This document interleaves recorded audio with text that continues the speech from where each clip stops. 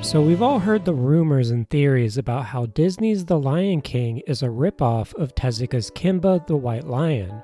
There are much better video essayists who have covered the subject, but what if I were to tell you that the story went even deeper than you knew? What if I told you something none of these other articles or essays ever mention? Well, most besides Frederick Schott.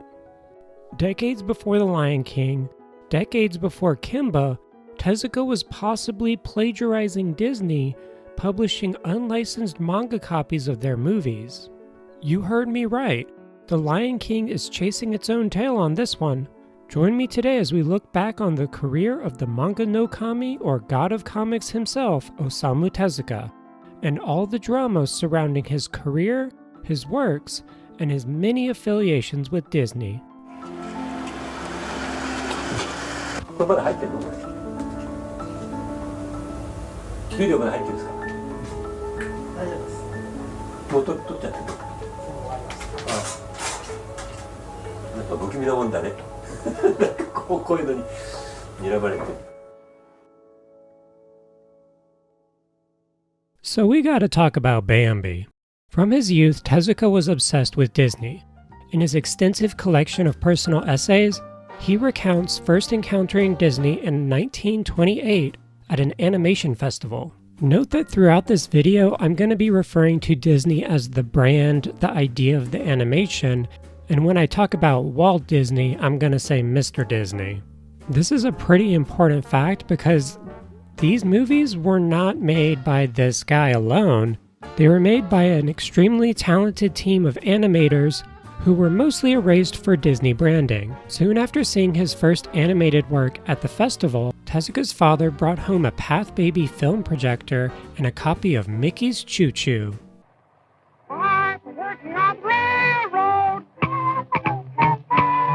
Tezuka would go on to emulate the style of these animations with a fervent appreciation for Mickey Mouse. Throughout World War II, almost all outside media and information was cut off, leading to the rise of bootleg Mickey comics, many of which Tezuka continued to emulate. These ranged from the innocent emulation of Mickey's Show, where Mickey and pals put on a stage performance, to the mid-1930s, The Extraordinary Human Bombs, which recounts the February 22, 1932 incident involving 3 Japanese soldiers who acted as, you guessed it, human bombs. They also bore a striking resemblance to Mickey Mouse, at least in comic form.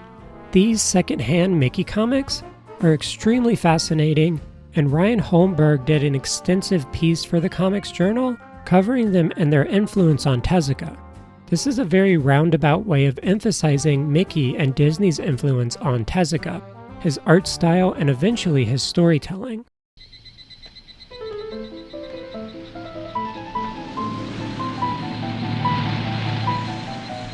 Later in his essays, Tezuka recounts a day in spring of 1946. He was skipping a university class and playing piano at a neighboring YMCA. The US was still occupying Japan at this time, so it wasn't surprising when some soldiers came to hang out at the YMCA. A black soldier heard him playing Mozart and joined along with a Mozart aria. Non più tra I farfalloni amoroso, notte giorno di torno girano, delle belle turbando al riposo, narcisetto d'amor. Delle belle turbando al riposo, narcisetto d'amor. It was something I had heard before. It was a march. Eventually, I realized it was the aria, This Butterfly Shall Fly No More, from The Marriage of Figaro. To a Mozart piece, he had responded with a Mozart aria. He was a great opera fan, this intellectual black soldier named Joe, and he and Tezuka became fast friends. Tezuka recounts, "One day after learning I liked cartoons, when I drew a quick caricature portrait of him, he brought me a mountain of American comic books. It was like the heavens opened and rained mana. There were absolutely no manga materials around at the time. I read through them like a worm, was overjoyed, and copied them obsessively. My friendship with him might have been short, but it became the reason I decided to become a manga artist.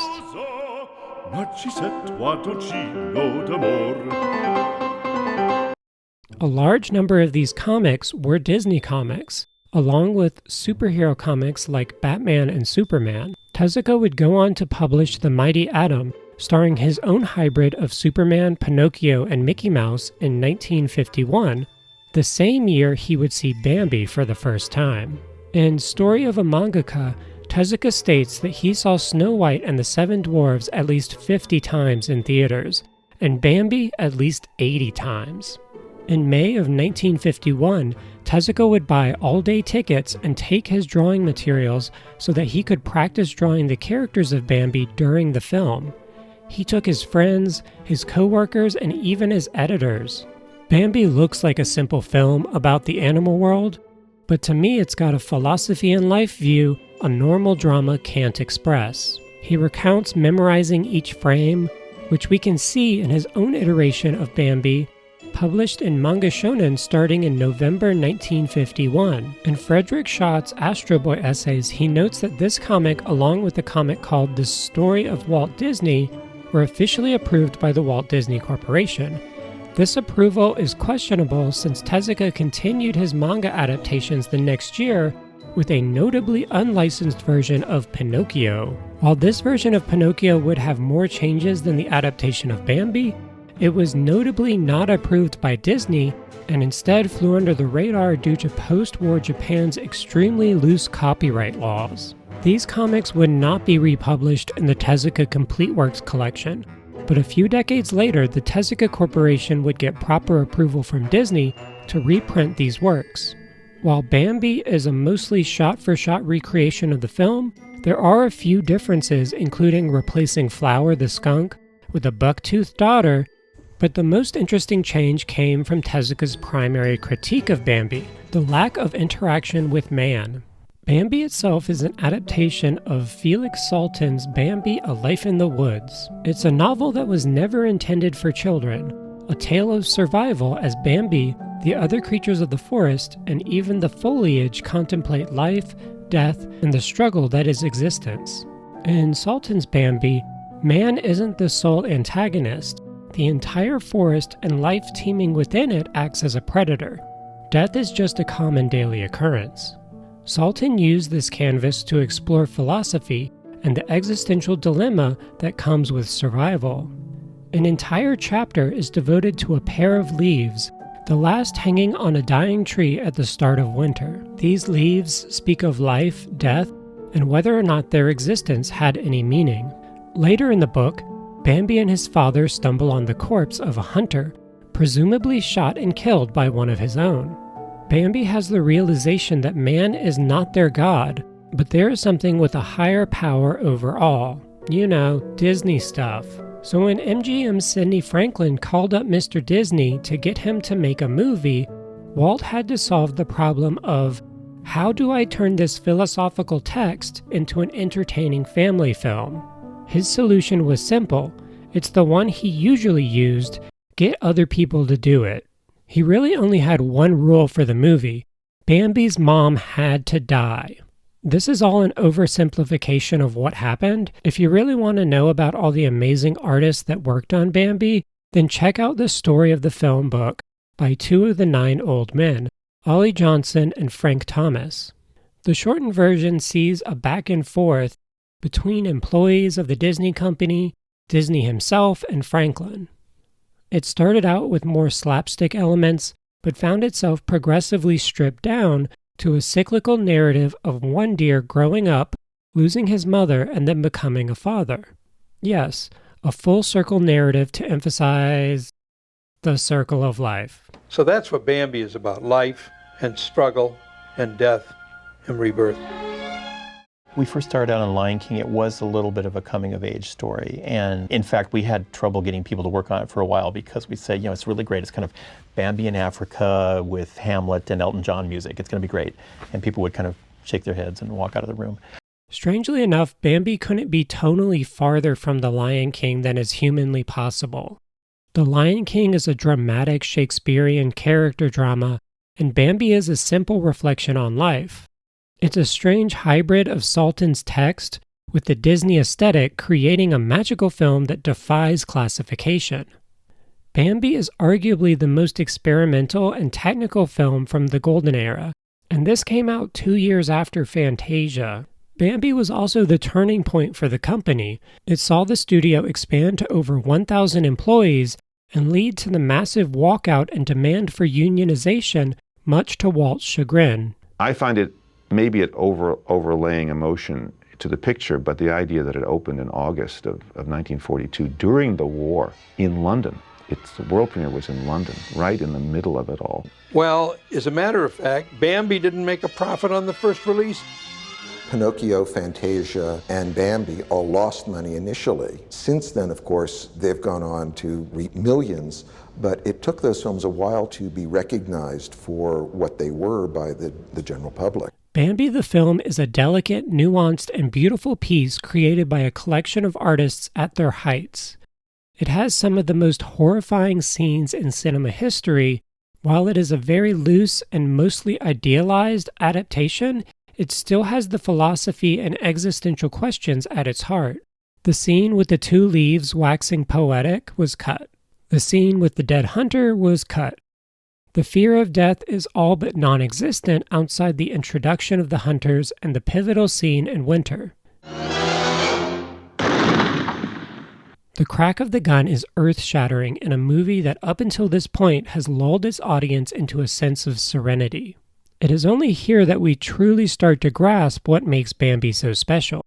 The intricate and technical animation give the illusion we are watching a deer in motion, and yet Bambi's huge, emotive eyes give us reassurance that we are watching a cartoon, safe from the horrors of the real world. That's a word that comes up a lot in Johnston and Thomas's recollections on the development of Bambi. It has to feel real.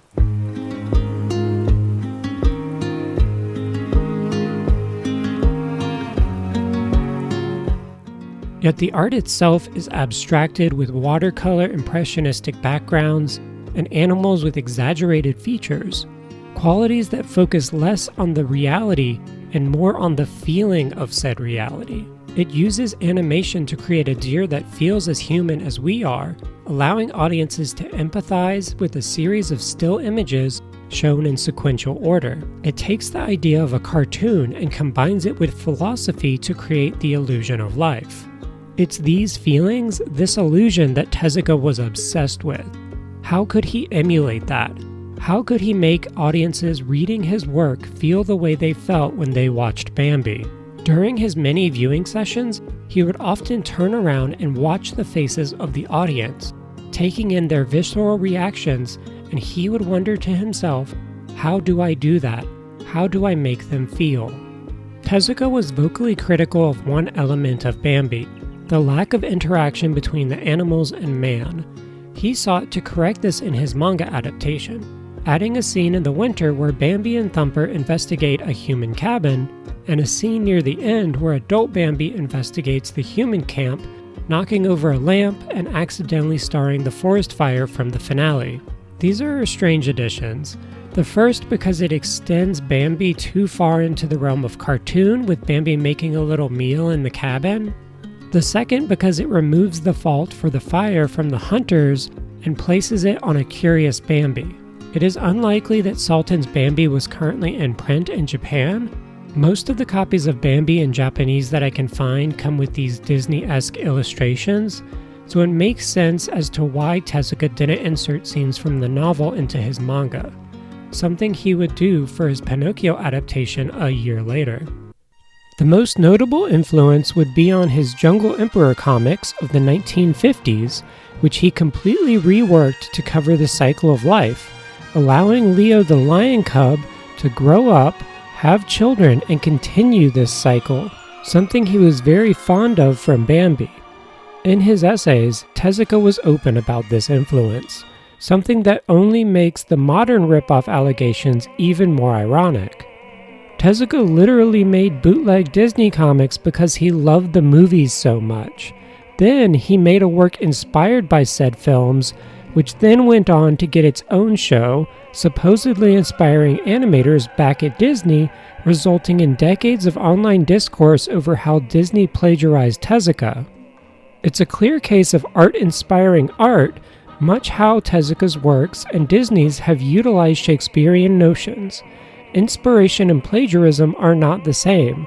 Jungle Emperor is distant from Bambi, and The Lion King is pretty distant from Jungle Emperor. Both Disney and Tezuka used literary influences, retelling classical stories and putting their own twists on them. For Disney, this is usually a mass-market appealing vanilla flavor, but with Tezuka, it was a bit more nuanced and dark. He would go on to integrate the themes of tonal contrast in much of his work. His Astro Boy show was cancelled in the United States after adapting a particularly existential story arc, The Hot Dog Corps, involving a series of dog nappings that lead to an army of sentient dog-human cyborgs. His manga was known to have dark conclusions or outcomes for its leads. When he was commissioned to write the script for his adaptation of Journey to the West for the big screen, he notably got into an argument about the film's ending. He wished to end it with the death of the heroine, but the studio vehemently rejected this ending, saying it would never appeal to the masses and cause children to leave the theater sobbing. Few of Tezuka's animated film adaptations are able to maintain the tonal balance of his work, and even fewer attempt it for similar reasons. It doesn't appeal to the masses. No one wanted to watch an animated movie that left them in tears. There was a long span of time between Tezuka's Bambi and Unico, but he spent that time creating hundreds of stories, revolutionizing the Japanese animation industry for better and worse, all while incorporating what he had learned from Bambi, how to make his audience feel real emotions from his sequential images. During that time, Tezuka would attend the World's Fair meeting Walt Disney in the flesh, and eventually grow disillusioned with Mr. Disney's politics during the Cold and Vietnam Wars. His love of the films never truly diminished, and that can clearly be seen in his story of a forlorn little unicorn. Unico came fairly late in Tezuka's career. He was primarily focused on more adult stories, and his round, cutesy style had fallen out of favor during the 1970s. So when inspiration was needed for his new shoujo anthology, where better to look than the works of Disney? There are many allusions to Disney films, with some imagery feeling like it walked straight off the screen. The character of Tippy shares a near-exact design with Disney's Little Hiawatha, but Tezuka's story never dips into the infantilizing like Disney's does.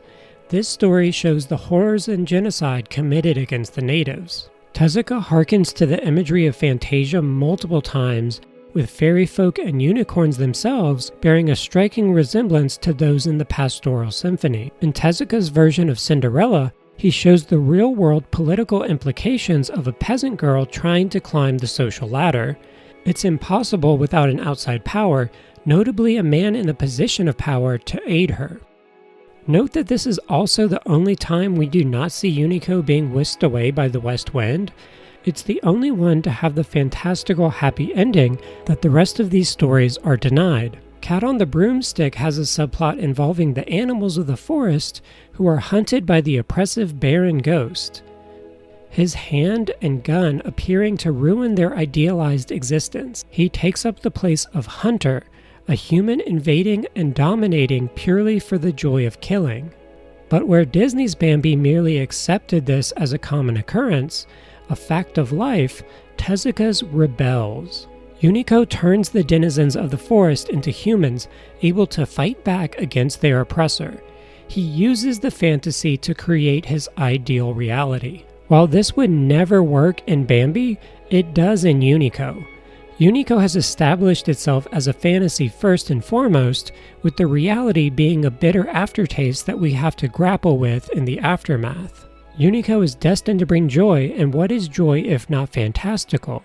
In contrast, we have the feature film adaptation of Unico covering the same story arc, but instead of hunting down the denizens of the forest, this Baron Ghost corrupts them and turns them against each other. This washes the story of any political underpinnings as well as its connections to Bambi. Yet again, the harsh themes and ideas pervasive in written form have been sanitized for the screen. Seeing such events would only traumatize children and upset their parents. The very illusion of life that Disney had perfected and Tezuka strived to emulate was the very tool that prevented the stories of Sultan and Tezuka from being told. If it moved, we could see it, hear it, and we would feel it. It would be real, and therefore writers compromise. They allow watered-down, neutered versions of their stories to be told in the hopes of finding a wider audience. Sadly for Sultan, Bambi became Disney's Bambi. The branding solidified it in the minds of the masses, and few sought out its source material. Only now, 100 years later after its publication, has it received a new, more accurate translation by scholar Jack Zipes. Tezuka's Unico didn't have this problem. The works were and always will be Tezuka's. He wasn't just a producer, a name, or a brand like Disney. Tezuka was an artist. He crafted each frame of his comics. He adapted many of those comics into his own animated pieces, and he never ceased creating. The conclusion of Bambi sees the deer fully grown, independent, and watching over a new set of fawns. He approaches them as they cry out for their mother before he replies, "Your mother has no time for you. Can't you be alone and by yourselves?" He sees himself in the young male and his lover in the young female, and then he walks away, alone, into the forest. Sultan's book places a major emphasis on independence and relying on oneself. His forest is a dark one where every shadow is a threat to your life and the weak must die so the strong can live. Tezuka's Unico is the opposite. He always begins his journey alone. He befriends many along his way, and then he is ripped away from them without consent. His strength comes through the people he meets and the lives that he touches. At one point, he encounters the demon of solitude, the very embodiment of isolation itself, and he becomes its friend. It's through connections that we find meaning in life, and although they may not last forever, sometimes it only takes a moment to change one for the better. That was the case in February 1932, when a young soldier would befriend a Japanese medical student and inspire him to become the god of manga.